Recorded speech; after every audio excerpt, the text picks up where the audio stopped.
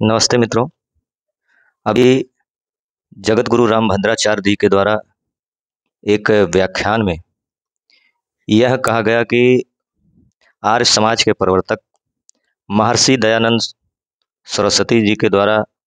एक बड़ी भारी भूल हो गई, जो रामायण महाभारत और श्रीमद् भागवत गीता को कल्पित ग्रंथ माना। इसके अतिरिक्त उन्होंने वेदों के मंत्रों का उदाहरण देते हुए और महर्षि पाणिनि जी के द्वारा रचित अष्टाध्यायी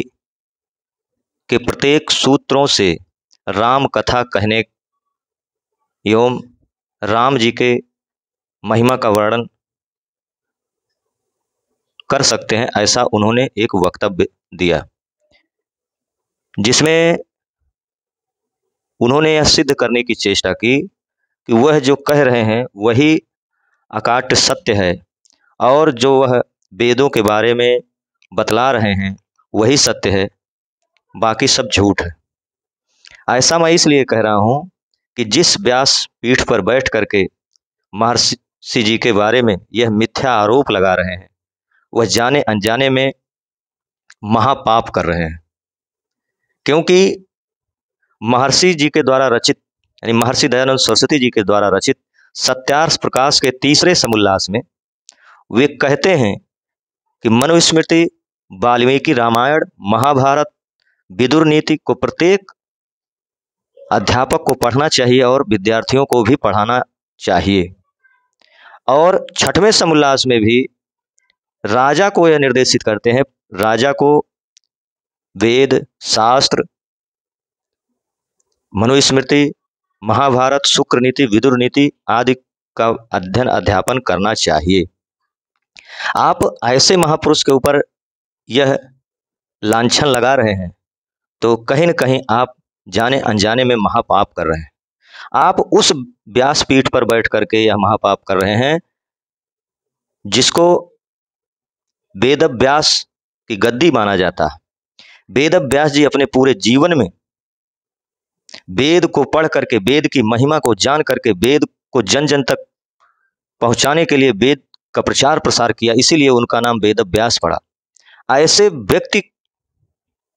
की महिमा को आप धूमिल करने की चेष्टा कर रहे हैं अपने कपोल कल्पना के आधार पर।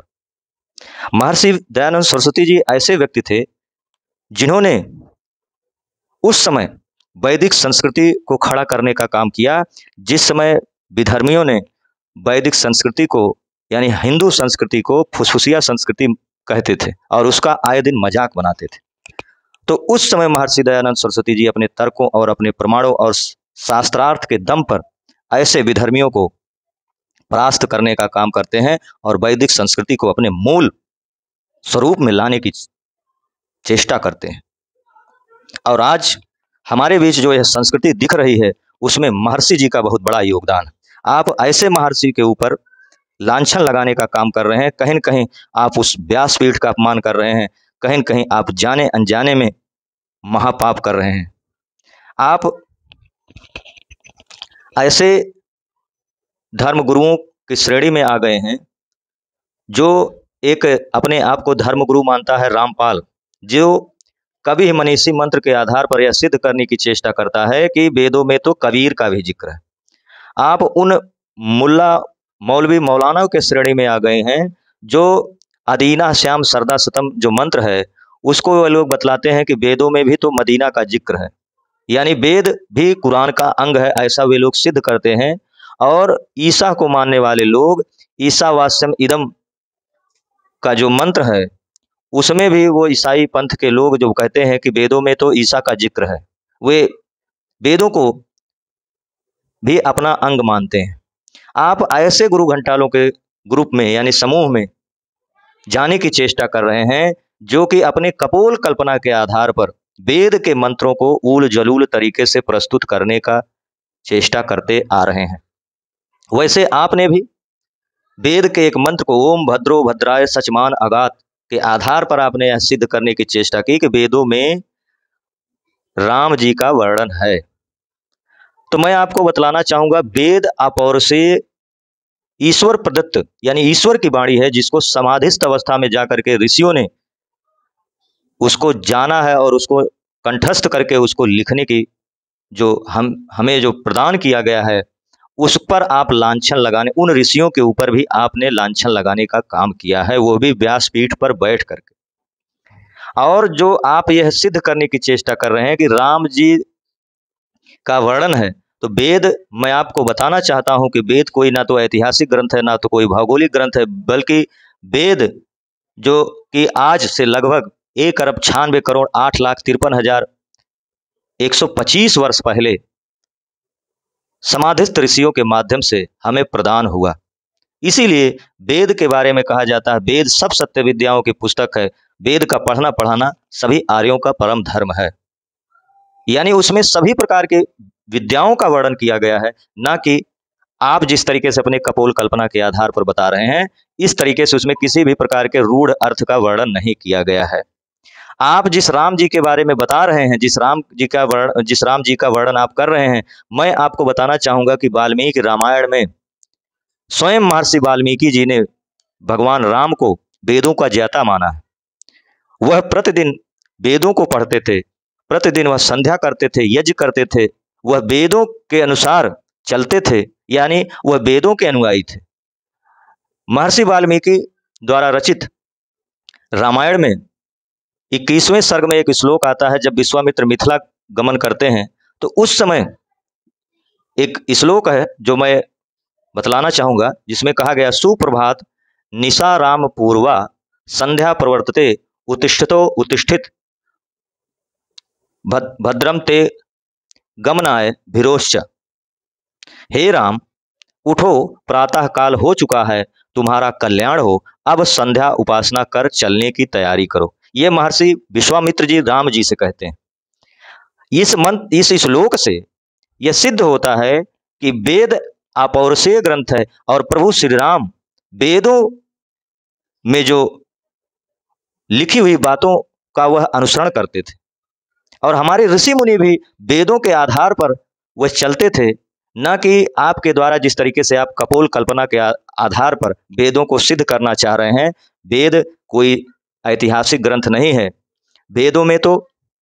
ज्ञान की बातें हैं, वेदों में तो कर्मकांड की बातें हैं, वेदों में तो उपासना की बातें हैं, वेदों में तो विज्ञान की बातें हैं। अर्थात ऋग्वेद जो है वह ज्ञान की बात उसमें लिखी गई है, यजुर्वेद में कर्मकांड की बात लिखी गई है, सामवेद में उपासना की बात लिखी गई है, और यथर्ववेद में विज्ञान की बात लिखी गई। वहां किसी भी प्रकार किसी राजा या किसी व्यक्ति विशेष का वर्णन नहीं। लेकिन आप इन गुरुओं के भांति, जो गुरु घंटाल हैं, उनकी भांति आप बात कर रहे हैं, और आप कह रहे हैं कि महर्षि पाणिनि ने जो सूत्र लिखे हैं, उन सूत्रों के माध्यम से हम रामायण या राम कथा हम कह सकते हैं। वे सूत्र तो जो उस समय हमारे ऋषि मनीषी थे, उस समय जो उनके पठन पाठन का जो आधार था, उस आधार पर जो व्याकरण की रचना की गई महर्षि पाणिनि के द्वारा, यह तो व्याकरण की बात है, इसमें कथा कहां से आ गई? आप विचार करें। और आप ऐसे महापुरुष के ऊपर लांछन लगाने की चेष्टा कर रहे हैं जो कि अपने सत्यार्थ प्रकाश की पुस्तक को लिखा, और जिसको पढ़ करके लाखों क्रांतिकारियों को प्रेरणा मिली और भारत माता को आजाद कराने के लिए अपने प्राणों की आहुति तक दे दी। वह सत्यार्थ प्रकाश पढ़ने वाले लाला लाजपत राय, चंद्रशेखर आजाद, सरदार भगत सिंह, राजगुरु सुखदेव, राम प्रसाद बिस्मिल जैसे न जाने कितने क्रांतिकारी थे कि उस पुस्तक को पढ़ करके वह अपने जीवन को ही बदल दी, और सर्वस्त्र अपना जीवन जो है भारत माता के लिए समर्पित कर दी। यही नहीं, 1920 में जब विधर्मियों के द्वारा कृष्ण तेरी गीता जलानी पड़ेगी, सीता का छिनाला जैसी पुस्तकों को, हमारी माँ भगवती का चीर हरण यानी उनके विषय में अश्लील बातें लिखी गई, योगेश्वर भगवान श्री कृष्ण के बारे में अश्लील बातें लिखी गई, तो उन विधर्मियों को जवाब देने के लिए महाशय राजपाल जी जैसे लोग आगे आते हैं और रंगीला रसूल जैसी पुस्तक को लिखते हैं, उसका प्रकाशन करते हैं, जिसके कारण उनकी उसमें हत्या भी होती। उस समय भी कोई आगे नहीं आता है। आर्य समाज के लोग ही वैदिक धर्म को स्थापित करने के लिए, वैदिक धर्म की बचाने के लिए, अगर वह भगवान श्री कृष्ण को, भगवान राम को कल्पित मानते, तो उनकी रक्षा के लिए, यानी उनकी जवाब देने के लिए, उन विधर्मियों की जवाब देने के लिए, सनातन संस्कृति की रक्षा के लिए हमारे जो महापुरुष हैं, उनको लिए वो न लड़ते। हैदराबाद के निजाम के द्वारा जब मंदिरों पर ताले लगवा दिए गए, तो उस समय आर्य समाज के लोगों ने संघर्ष किया और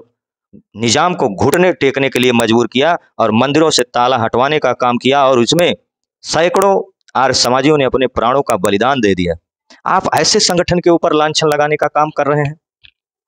तो कहीं न कहीं ये बहुत ही पीड़ाजनक है, क्योंकि आप सनातन धर्म में फूट डालने का काम कर रहे हैं। आप व्यास पीठ पर बैठ करके भ्रम फैलाने का काम कर रहे हैं, जो कि महापाप की कोटि में आता है। आप उस महापाप की भागी बन रहे हैं, जो किसी आप्त पुरुष के बारे में, आप ऐसे महर्षि के बारे में कह रहे हैं कि जो कि इस देश के लिए, इस राष्ट्र के लिए और इस वैदिक संस्कृति को खड़ा करने में उसका बहुत बड़ा योगदान है। जिस समय वैदिक संस्कृति ऐसी अवस्था में पहुंच चुकी थी, जो दीमक की तरीके से इन गुरु घंटालों ने चाट रखा था, और जिसके कारण तमाम विधर्मियों ने इसका मजाक उड़ाया, विधर्मियों के द्वारा इसका मजाक उड़ाया जाता था, उस समय महर्षि दयानंद सरस्वती जी ने हमारे ठंडे पड़ गए रक्त के अंदर उष्ण रक्त प्रवाहित करने का काम करते हैं। आप ऐसे महापुरुष के ऊपर लांछन लगा रहे हैं, कहीं न कहीं आप उस व्यासपीठ का अपमान कर रहे हैं। आप अपने आप को गुरु घंटाल सिद्ध करने में लगे हुए हैं। तो मेरा जो भी मेरी इस वीडियो को देख रहा हो, तो मेरा सभी से निवेदन है कि इस असत्य और मिथ्या भाषण से आप बचें। आप अपने महापुरुषों के किए हुए कार्यों को जानें कि हमारे असली महापुरुष कौन है, क्योंकि इस तरीके का जो भ्रम फैलाया जा रहा है, कहीं न कहीं वह हमें आपस में लड़ने के लिए वक्तव्य दिया जा रहा है, और हमें स्वयं सत्य को जानना होगा, क्योंकि हमेशा हमें असत्य को छोड़ने में और सत्य को जानने में सर्वदा उद्यत रहना चाहिए। यही वेद कहता है